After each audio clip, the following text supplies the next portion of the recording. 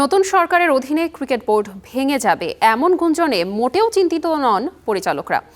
এমনটাই জানিয়েছেন বিসিবি পরিচালক মোকসেদুল কামাল বাবু। সেই সাথে পরিস্থিতির কারণে বিশ্বকাপে যেতে না পারলেও বিষয়টি সবার জন্য কষ্টের বলে জানিয়েছেন এই পরিচালক।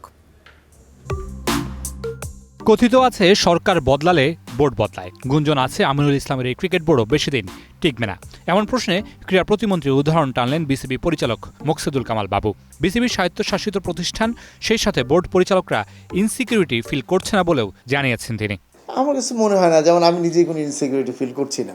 আমি আমার যে কাজ আমি সেটা করছি, বা অন্যদের ক্ষেত্রে আমি তাই মনে করি আর কি। কারণ এখানে তো ইনসিকিউরিটি ফিল করার তেমন কোনো কারণ আছে এটা আমি মনে করি না। কারণ যারা যতদিন থাকবে তারা প্রত্যেকেই বাংলাদেশ ক্রিকেট এবং ক্রিকেটারদের জন্য কাজ করাই বিসিবির কাজ।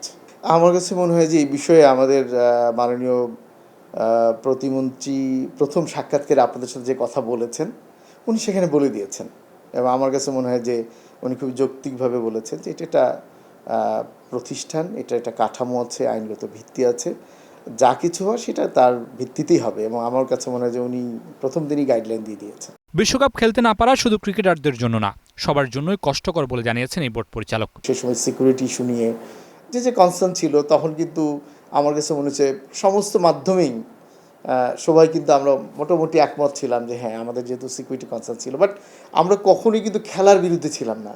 আমরা চেয়েছিলাম যে আমাদের ভেন্যুগুলোকে পরিবর্তন করা হোক, বা আমরা চেয়েছিলাম যে আমাদেরকে আরও কীভাবে সিকিউরিটি শিওর করে আমাদের খেলাটাকে নিশ্চিত করা যায়। আর আপনি যে রেফারেন্সটা দিলেন, আমাদের কোচের যে রেফারেন্সটা দিলেন, সেই মিটিং আসলে আমি যেহেতু ছিলাম না, সুতরাং এটা আমি বলতে পারছি না যে আসলে সেই মিটিংয়ে কী হয়েছিল।